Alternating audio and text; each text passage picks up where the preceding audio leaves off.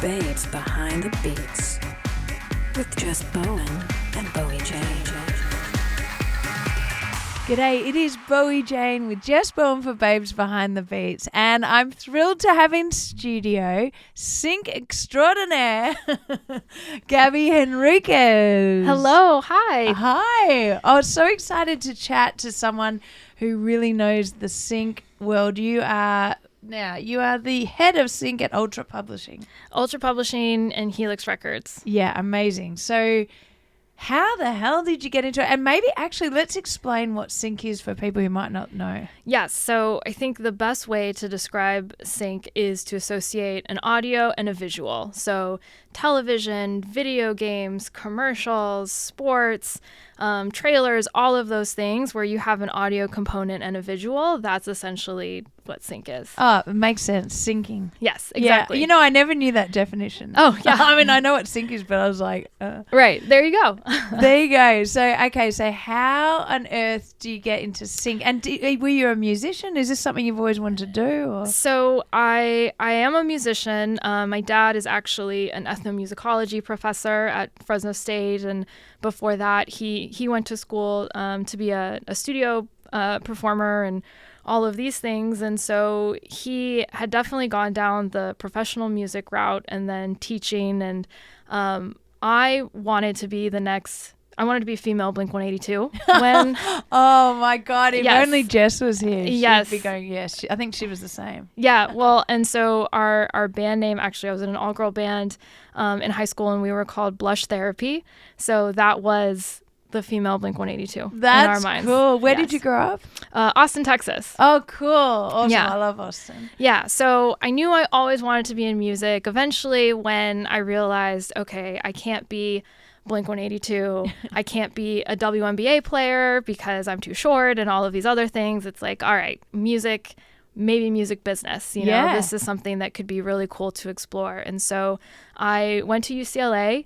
I did internships and everything and anything that I possibly could. So I jumped into management, live music, and I happened to be placed in the sync department at Sony way back when. And so wait, what did you study at UCLA?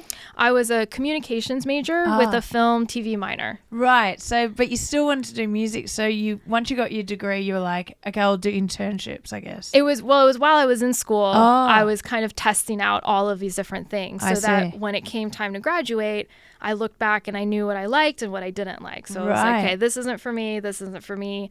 And then I thought about my internship in sync and I'm like, wow, okay, that was actually really cool because it's creative. It's also business, though. It's a steady paycheck. Yeah. And it's a really unique position, too, because not only are you diving into it from the music industry side, but you're also in the film and TV industry as well. So you get to tap into a lot of different areas that, not a lot of people get to.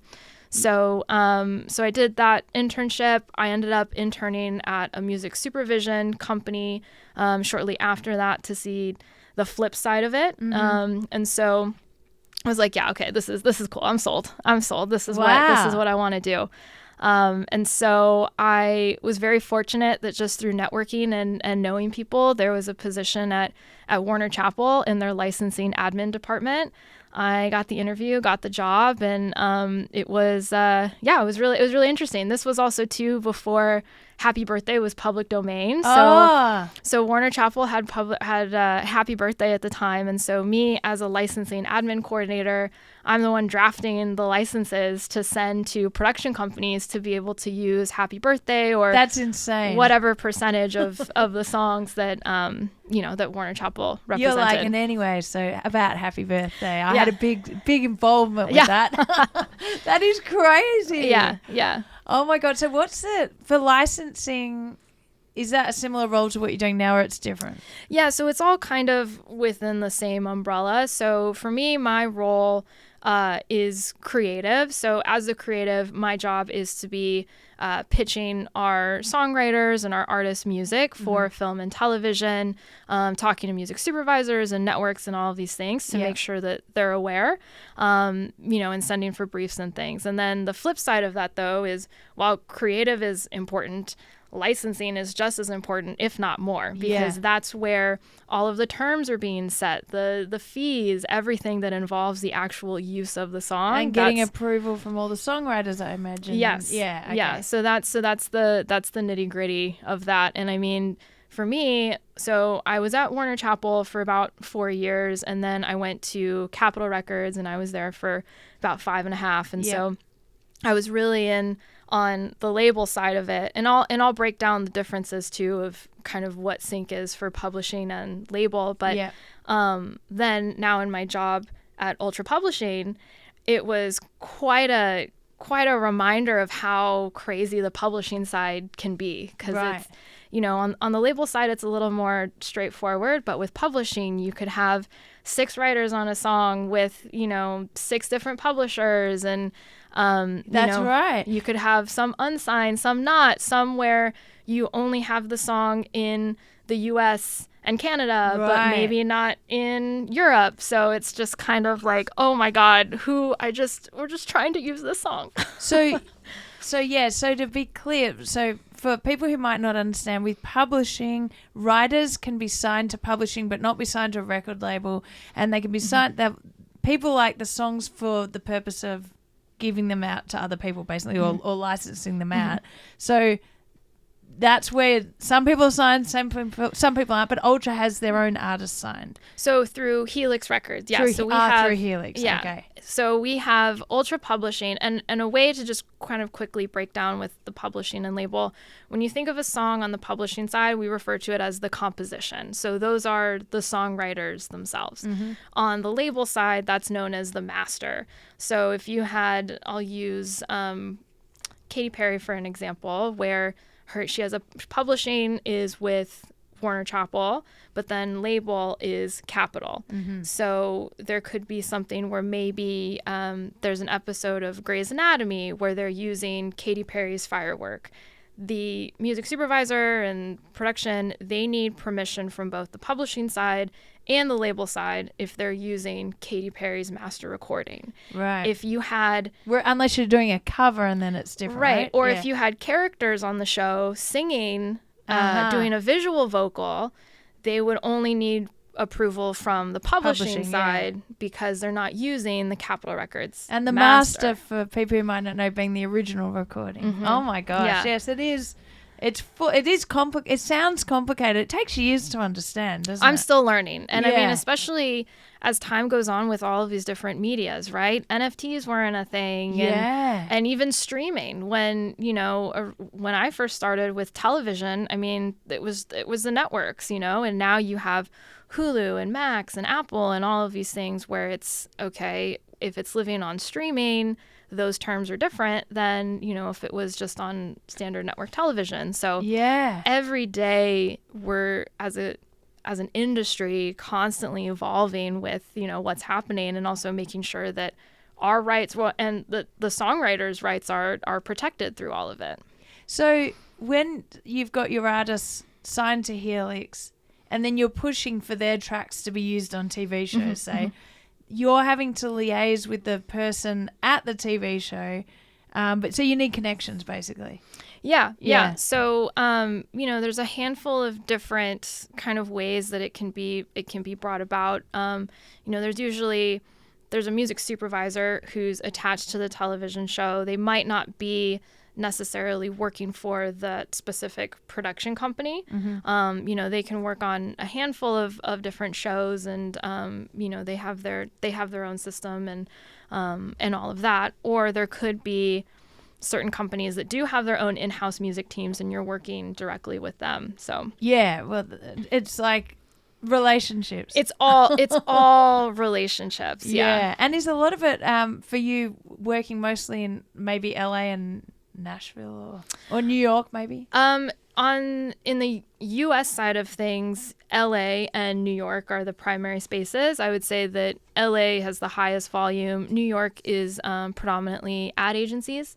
Right. Yeah, Interesting. Yeah, there's some other, supervisors in film and TV and some other things here and there, but LA is where majority of them are. And then, I mean, we're a global sync team as well. And so while we're pitching to a lot of projects that are US based, we're, you know, talking to music supervisors in Canada. We have someone on our team who's based in London, and he's overseeing everything that's happening in Europe. And so that's also been really interesting to just kind of see from a global perspective of the type of music that's, you know, what's tracking out here versus what's tracking in, you know, other places. And even Australia, we have clients in Australia. And so learning, okay, what's resonating in that market versus the US or Romania, you know, it's really interesting. Yeah. So how do you know about these opportunities being at Ultra? You just get emails in, they're like, we're looking for a track like this? Yeah, so it's a combination of being proactive and reactive. So the reactive side is when the clients are sending us specific briefs. You know, it could be an ad, it could be a holiday campaign. You know, they're looking for feel-good songs that maybe aren't holiday specific, but have the themes of family and togetherness and all of that. And then in a perfect world, they're also sharing the terms up front of how the song or how the campaign will be used, and then what the budget is. And so based off of that, you know, we'll go through our catalog and our roster and see what we have that we can send. And then the flip side is being very proactive and knowing the type of music already that certain shows use and the type of songs that music supervisors really like, and knowing what artists they're fans of. So then if one of our artists who has a new album coming out, you know, we send them a special pre-release, or, you know, we let them know, hey, the single's coming out, you know, to potentially even tie in with a single release with a campaign. That's the pie in the sky dream, is that, you know, you can land a big television spot or a film trailer that, you know, is happening right around the release. Yeah. So it's a lot of moving parts. But it's fun. Always keeps me on my toes, and I'm very fortunate that we have so many talented writers and artists on publishing and label that are across so many different genres. Perfect. So, you know, it's not like we're pitching the same type of music every day. Yeah. And what was I going to ask? I can't remember. So Helix Records, is that mostly dance music? So Helix is predominantly dance focused. So Kalina Zanders, who was on this podcast. We love Kalina. Yes, we love Kalina. Listen to all of the songs. So amazing. Looking for Joy, one of my all-time favorites. But anyways, she's on the label side. And then, we have... it's kind of a broad genre. We have this other artist, Alice Ivy, who's a little bit more kind of indie meets electronic. We have this Brazilian artist, No, who's also on there, and there's, you know, it's dance but not fully dance. So it's fun to have that broad spectrum. And then we have Payday Records, actually, which is more global hip hop. And so that's another thing where we have some grime artists, we have all of these different things, and then and then Ultra Publishing is everything and anything that you could imagine. And I was told once that, you know, TV shows or anyone who's wanting to use a song, they prefer it when there's an artist attached to it rather than just a song, you know, a batch of songs that are written. Do you find that's still the case? Or I mean, I think it all depends on the project. You know, for that big campaign with a big brand, they might want to have like an artist attached so that they can just have this kind of like your cool Sophie factor Tucker for Apple or whatever. Yeah, exactly. There's a cool factor. There's something attached to it. You know, and it can also help drive streams for an artist and things like that. But I mean, I've had many placements too where it's an unreleased song, or it's a song that's not necessarily attached to an artist that will be placed. It's just kind of, you know, a good song is a good song. So it's just, you know, finding the right spot for all of them. Yeah, it's crazy. It's a whole nother world. If you were to say to someone who wanted to get into the industry, I mean, maybe they don't even know they want to do it, but they want to try it out, I guess. You suggest internships. Is that still the way to go? Yeah, I have no idea. To work in sync, internships is definitely a great a great entry point, especially because there's so many different avenues you can go. You could go on a major label, sync team, major publisher, indie on either side, a music supervisor, or even a production company, film production company on their music team. Like there's a lot of different ways that you can tap in. Yeah. As far as a songwriter is concerned, and trying to create songs that can fit in the sync space, there's definitely a few tricks of the trade. I think it's a fine line too, because to your point of, some clients wanting an artist attached or something, it's like, how do you make a sync song without it sounding like a sync song? If that, that's if right. that And makes also sense. making sure the song matches the artist as well, if they're wanting the artist sing. Yeah. The image, everything. Jess, I'm still on Magic Mind, and it's helped so much with my focus. You know how there are so many distractions, which is like, it makes things hard to focus on when you're organizing yourself. And I've got so much on at the moment. Well, Magic Mind really helps with the focus. And without that over-caffeination down effect, which can happen when you have too much coffee, it's like there were 106 formulations which they made to get it to that right mental performance shot. So I absolutely love it. Also has 100% of your daily vitamin C and D per bottle, which obviously helps with preventing getting sick. I really make sure I have vitamin C every day. The great thing is time-released caffeine. 1 to 3 hours later, you would normally experience a sudden drop in energy, like a caffeine crash, but not with Magic Mind. Bowie, you are absolutely right. I have also been taking Magic Mind, and oh my gosh, what a difference. My mind is so much more clear. I am focused. I can get more stuff done because I'm also not getting that midday crash that you get from caffeine.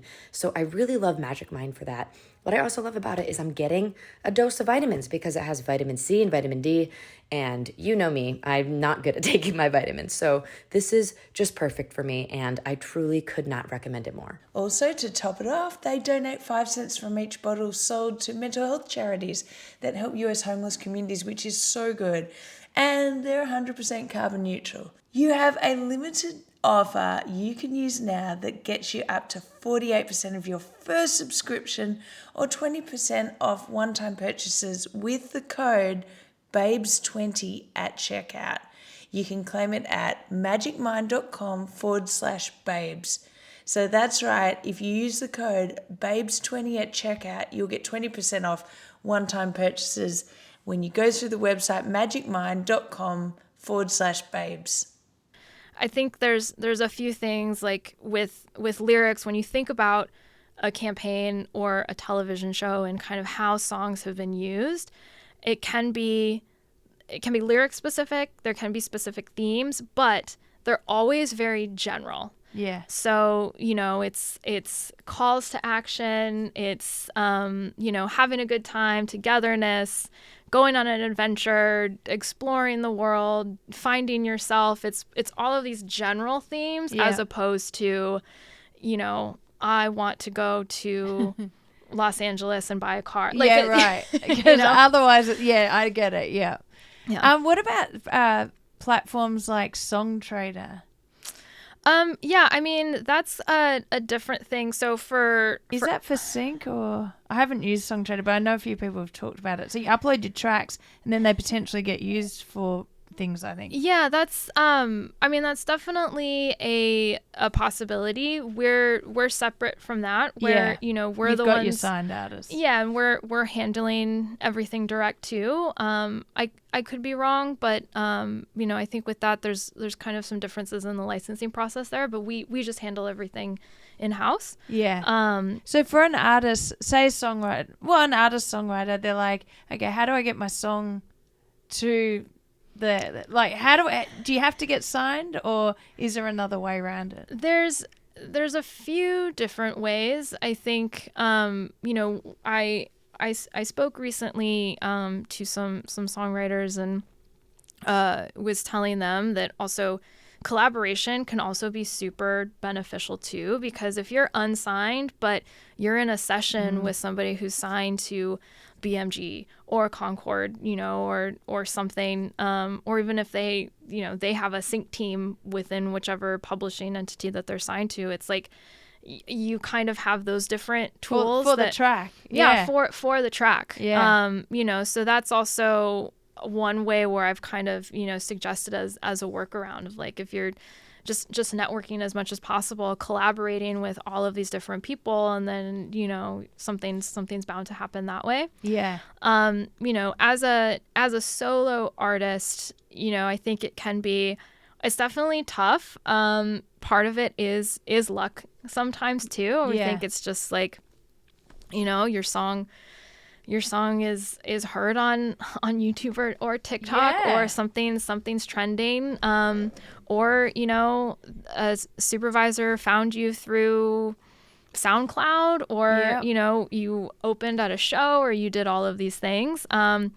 It's tough. I wish I had a lot of suggestions of how to get it. Well, it's in a front of multitude someone. of things, isn't it? It's like a little bit of this, a little bit of that, and you got to do everything and see what hits. Like. It is, because when you think too about a lot of these music supervisors, I mean, they're getting music from everyone, right? Yeah. Like, we're one sync team, but that's every label and publisher essentially has their own sync team, and so it's definitely a lot of music for them to ingest, and God bless them, for everything that they're getting. And so, I can't speak on behalf of them, but, when there's instances of, if it's not coming from a known source, I think it can be a little trickier. It just kind of depends on the situation, or you meet someone and it just kind of, Yeah. I mean, I got a bit of a placement with one of my tracks, on SWAT. And it was like a minute and a half they were playing with my vocals. But the reason I got it was because they wanted a DJ for the scene. Oh, and then they said, they wanted some original music. And literally I'm speaking to the director on the day.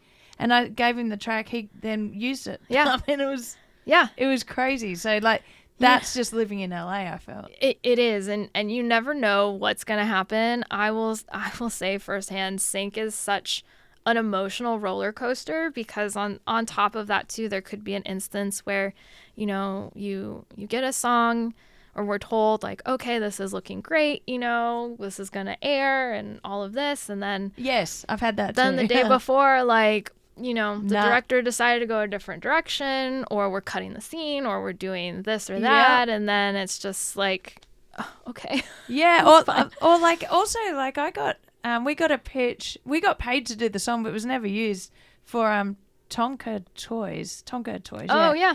And that was through our publicist. So, like, it doesn't even make sense. Like, yeah. Because we weren't signed for publishing, but we were co-writing with lots of people with publishing. So that does help, as you said. Yeah. Unless it's Universal. Was it Universal with all the TikTok issues? Yes. And then it was bad. Yes. So you're the head of Ultra, right? Not the head. The head of Sync for Sync, Ultra. yes. So did you go in at that level, or have you moved your way up? Or? Coming into Ultra, this is the position that I came into. Yeah. I'm very fortunate just to have had the trajectory that I've had and work with the people that I've worked with. I did start out, as a admin assistant at Warner Chappell, and then I jumped over to the creative side 2 years into it, and was still a coordinator. And so, people on the outside, to them, it could have been a lateral move, but for me, it was a huge jump, because I was going from admin to creative. And so in my mind, I'm like, okay, it's one step closer. And then, and then jumping over to Capital, where, it also was kind of like, okay, I'm doing a lot of the same things, but now I'm at a major label. Now I'm being exposed to how a major label functions. Yeah. I mean, I didn't know at the time that radio was still such a predominant thing. And then over the course of the years that I was there, it's like, wow, okay, yes, this is a huge driving force. And even from when I started at Warner Chappell to then continuing on at Capitol, the concept of commercial marketing and having teams and roles where your responsibility is to be, working with Spotify and SoundCloud and all of these things. This was all new and just kind of developing throughout throughout my career. And so that was just really interesting to see.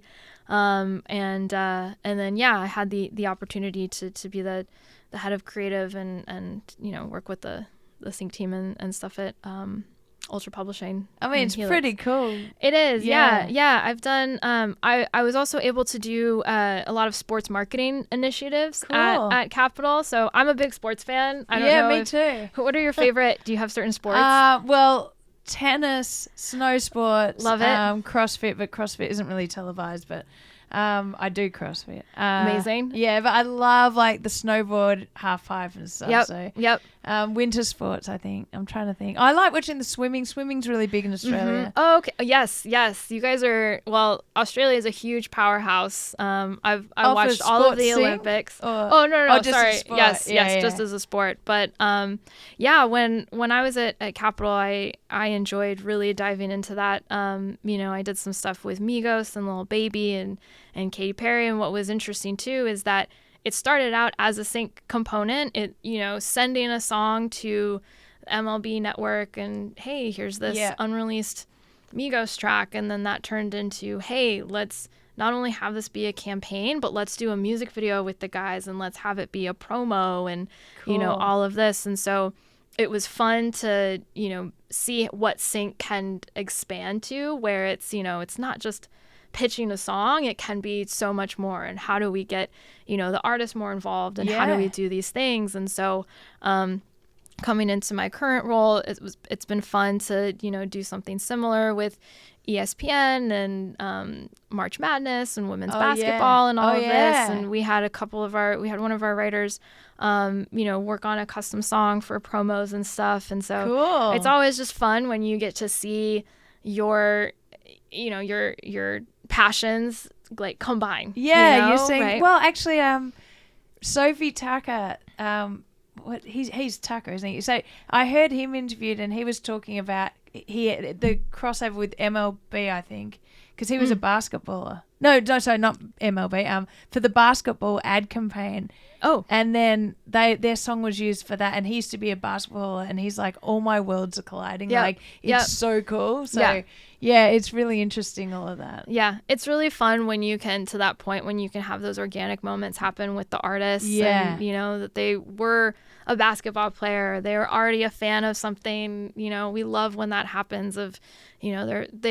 their favorite television show is Love Island, and then we're able to get a placement on Love Island for them. Like those are always the great moments. Yeah, that's good because there is a lot of money in sync. In fact, that's the main way to earn money apart from performing, right?